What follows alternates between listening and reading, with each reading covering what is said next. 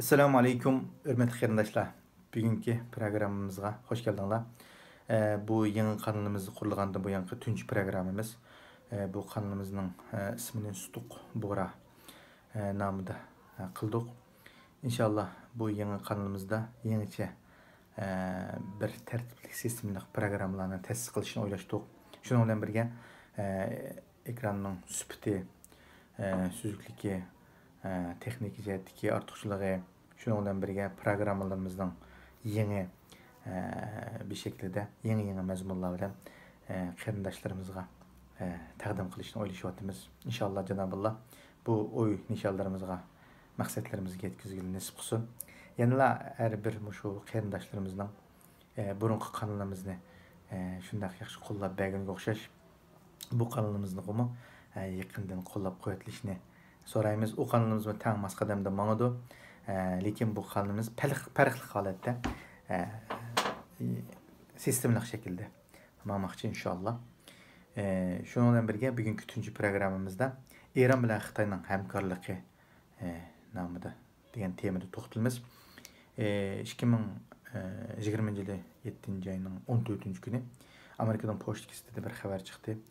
Buningda Eron bilan Xitoyning 25 yillik bir hamkorlik bir to'xtamini oshkorlanganligi, buning tasdiqlanganligi to'g'riliq bir xabarlar nima qildi. Buning 25 yillik to'xtamning hamkorlik to'xtamining Xitoyning solgan mablag'i 400 milliard dollar ekanligi o'tirdi. Demak, bu nimadan derak beryapti deganda, Xitoyning yangidan bir şekilde İran bilen hemkarlık şeklinde üzünün dünyadaki bazı bir küçünü tekimi zoraytiş ve İran'ı meblağ siliş arkalık meyli otur şerhlik olsun meyli dünyadaki bir mühim halkılık rolünü yo'qotmaslik ve üzünün bu kompartiyasini, bu hükümetini saqlab qilish uchun bir qadam atqanligi o'tirdi. Bu planning 2000 xabarda bu planning 2016 yili Xi Jinping tarafidan o'tirib qo'yilganligi, lekin bu izchil turda, keng turda bir amillashmay o'tgan ay, ya'ni 6-oyda Eronning ruhoniy doisi tarafidan tasdiqlanganligi, shuning bilan birga bu xabarda, hozirgidagi xabarda tafsili bir oshkorlanganligi o'tirdi. Demak, bu kelishimning mazmunida qarindoshlar, asosliq mazmunida deyilgandek, Xitoyning Eronning dengiz, port, andan keyin temir yo'l, qatnash, pochta telegraf va shunga o'xshagan qural yaraq ishlab chiqarish, harbiy jihatdagi hamkorlashish qatorliq jihatlardagi sohalarga mablag' solganligi o'tirdi. Ya'ni 25 yil jarayonida izchil shaklda Eronning neftni Xitoyning setib olganligi, shunga o'xshagan bu jarayonda Eronga bir şekilde ABM'ga o'xshash sohalarda pochta telegraf olsun, temir yo'l olsun, bu mındaq xalqaro oshkorlangan qismi, yoshirin qismida yadro qurollarni ishlab chiqarish olsun, andan keyin harbiy jihatdagi hozirligi, bu Eronga mablag' silish degan ma'nosida o'zining o'rta sharqdagi kuchini zo'raytirish, ilg'or tipdagi qurolli yarog'larni sinab qilish, bunu Eronga setib berish berdilgan Eronning neftini elish qatorliq bu nimalari yoshiringanligi, undan boshqa Eron bilan istixborot jihati hamkorligining nihoyatda keng turda zich bo'lganligi xabarlarda qayd qilinmoqda. Demek, Xitoyning bu şekildeki 4 yil oldin tuzgan planning o'tgan oyda amallashib, buning jiddiy turda ishga ko'rilishi hozirgi xalqaro vaziyatdagi Xitoyning bir şekilde başka bir qadamni ilishga, ya'ni Rusiyani tashlab qo'ygan şekilde İran bilan bir şekilde hemkarlık ornatıp bu İran küçük inisini üzerine yine elip durup bir şekilde Amerika karşı birlik sep kuruyatqanlığı aniq. Ama Amerika bu xabar o'tirib chiqib, bundan buyon Amerikaning istixbaratlari bu xabar uchurlar bo'lgan bo'lsa-mu, lekin pochta kizit orqali chiqqandan keyinki Amerikaning darhol buningga bo'lgan inkosi nihoyatda jiddiy bo'layotdi. O'zimiz bilgandek, aynan 13-chisla Tashqi ishlar ministri Amerikaning Pompeo efendim Xitoyning Janubiy dengiz aralığına nispeten kanunsuz deb bekitkenligi o'ttirdi.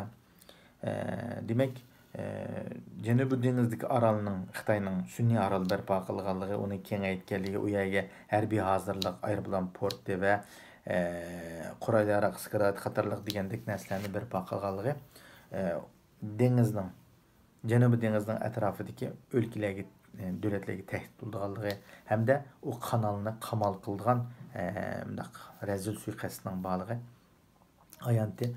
Bu ne? Amerika bu da resmi şekilde onun aralının kanunsuz aral ekanligini e'lon qildi. Hamda keyingi qadamlarda bu aralni qandaq yo'qotish va buni qandaq shaklda bartaraf qilish qadamlari ilinganligi o'ttirdi, mulohaza qilinmoqda qarindoshlar. Onun uchun demak Xitoy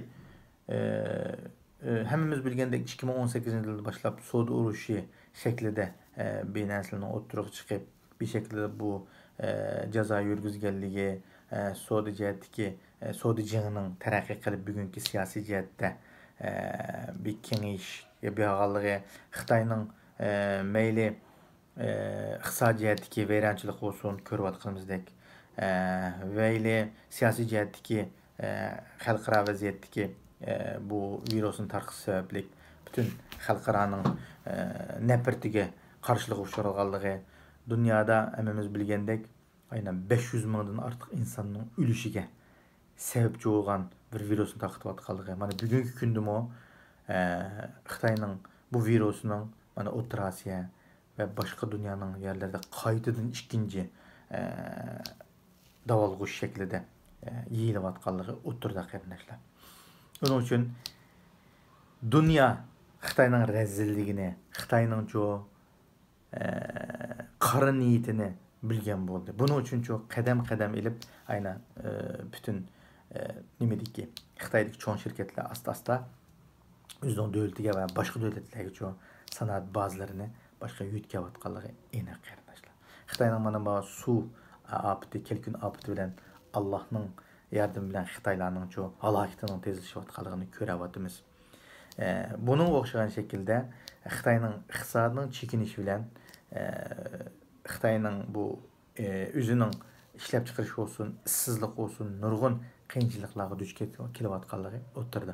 Xitoy hamda eng oxirgi bir koziri bir şekilde İran'ның bir dünyanın nimasi uchrayotgan Amerikaning iqtisodiy embargosi bilan turayotgan bir davlatga bevosita şekilde mablag' silish ve onu qo'llash ve bir şekilde bununla hamkorlik turib Amerikaga qarshi şekilde o'tishi, Amerikaga jang e'lon qilganlik bilan barabar buningga deganda Amerika ciddi şekilde, yani o'tgan yil bilimiz 12 ayda İran'ның qo'mondoni Sulaymanni Amerikaning boshqarilgan bomba bilan mashinasida partlatib o'ltirib etganligini hammamiz bilamiz. Demek mushundaq şekilde en terörçü degan namga ilingan Amerikaning yani İran'ның baş terörçilarining ne qandaq şekilde yo'qotganligini bunun için yani hareket ilib berayotganligini hammamiz ko'ryapmiz. Ama mushundaq bir davlatga Xitoyning hamkorligini texmi oshkora o'tirg'a chiqib, hammamiz bilgandek mayli Chawshan bo'lsin, mayli İran bo'lsin, mayli Rossiya bo'lsin, bu to'rt taraf şekilde hamkorlik şekilde ish ilib berayotgan. Ama bu do'qinimida Xitoy Rossiyani nima tashib etib, Rossiyaning uzun muddatlik nimaga yaramaydiganligini bilib, buni tashlab İran bilan bir şekilde o'tirg'a chiqishi, bu hamkorligini qo'yaqlishish ve Amerikaga qarshi şekilde ilib berayotgan hareketleri demek Amerikaning Xitayga jazo yurgizish qadamini texmi teziltirganligi o'ttirdi qarindoshlar. Demak, Xitoy mülazimlarining degandek, Xitoy o'zining putiga o'zi yana bir qatam paltish yaptı, o'zining halokatini tezlashtirish uchun texmi cho'ng bir qadam atdi deyapti. Shunga o'xshagandek qarindoshlar, Xitoy tajovuzchilari qanday bo'ladi desanglar, inshaalloh pat muddatda bu şekilde Xitoy keyingi chekinish bo'ladi. Keyingi chekinish bo'ladi. Halaketi texmi tezleşiyordu. Hazır işsizlik nispeti aştı. Özünün siyasi işide daval qo'sh jo'nayxana içindeki taraftarlarının avazı bir-birisiga zich texmi eshiyotudu. Hazır jazo yurgizib Xitoyning ayni 4 amaldarini jazo yurgizganligini e'lon qildi. Shanghayning alaydi rayonini nimasini elib etdi. Hong Kongga alaydi jazo yurgizdi bu daqiqa nimada Hong Kongning muhim mush ishga qo'l tiqqan, ya'ni Hong Kong xalqini bosib turgan amaldorlarga ularning mol mulki olsun, ularning har shakldagi nimasiga embargoni, ya'ni jazoni yurgizdi. Shuna bilan birga amdiki Xitoyning bosh amaldorlari, masalan, Xi Jinping, Wang Qishan va shunga o'xshash Changweining ichidagi, shu 7 Changweining ichidagi ularga jazo yurgizish mümkünçülüğü bağlığını sözləvatıdır. Demək, bunun için iş qanday mağdur desanglar, texmi ciddilişke, hatta ki qurallıq toqunuş tərəfiga qarab mağdur. Xitayning içidagi avval qanday bo'lsanglar, Xitoyda eg'ir chekinish bo'ladi. Açarchilik nimasi ayna hammamiz ko'rgandek, hozirgi su apiti, chekatka apiti va undan boshqalam Xitoyning o'zining ishlab chiqarishining tuvalishga ergishib açarchilik ahvollari eg'irlashga boshlaydi. Pul paxalligi bo'ladi. Anandan keyin ichki jihat ishsizlik texmi ishga boshlaydi. Ishsizlik oshgandan keyin qalayimqonchilik xalq qo'zg'olonlari maydonga keladi. Buni bilan birga Xitoy texmi shaklda ojizlashish, g'aljirlashish tarafdori bo'ladi. Bunun bilan birga Xitoy ya bir davlat bilan urush qilishga otlandi, urush qilish orqali xalqning devletning içini ciddi halet orqali kontrol qilish tarafdori bo'lishga boshlaydi. Ya bo'lmasa pachoqlanib, tez holatda pachoqlanib tashlab bu boshqa shaklda hukumat almashish darajasiga boradi.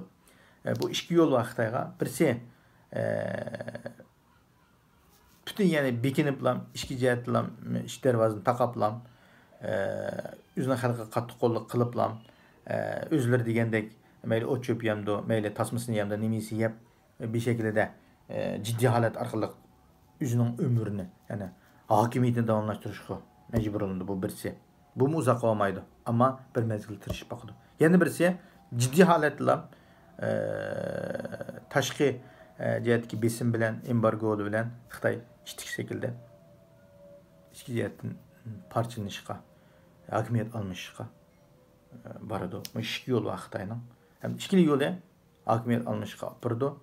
Ama qaysi yo'l bilan boradi, ham buni keyingi vaziyatdagi ahvolini tushunishga to'g'ri keldi qarindoshlar. Shuning uchun mana bugungi kunda Pompeoni tashqi ishlar ministri taklif qo'yaplar. Bizning Sharq Turkistonda virusning jiddiy holatga kelganligi, Urumchidan qamal qilinganligi, Qashqardan qamal qilinganligi xabarlarni ko'ryapmiz. Demak, deganda Xitoy bir shaklda o'zi deb qo'yib, bu gapni Pompeoni taklif qo'yib, anandan keyin bizning vatanning ichida virusni barpo qilish orqali bizning vatanga kirdiganlarning tekshirish imkonini yo'lini to'sash maqsadlan bu ishni qilganlik hamda xalqimizni tedirgin holatda qo'rqitish, Uyg'ur kishilik qonun, siyosiy qonunning ma'qullanganligini o'ch olamiz degan o'ch ilishning birinchi qadami ekanligini ilgari surmoqda analizlar. Demak, Xitoy tajovuzlari har xil shaklda undaq qazonga mandaq shaklda tadbir olamiz degan shaklda harakatlarni elib beryapti. Ammo shu narsa aniqki qilinishlar. Xitoy halok bo'ladi. Xitoy halok bo'ladi, ammo qachon halok bo'ladi, qanday halok bo'lganligini tam vaqtini bilib ketolmasakmi, ammo halok bo'ladiganligi, vayron bo'ladiganligi butun shu kommunist tajovuzchilarning yo'qaydiganligi bu aniq haqiqat. Ammo bizning-chi deganda biz bu Xitoy tajovuziga qarshi qaysi yo'lda turamiz, qanchalik izchilligimizni davomlashtiramiz, qanchalik bedel төлeymiz, bu özümüzge bağlıq narsa.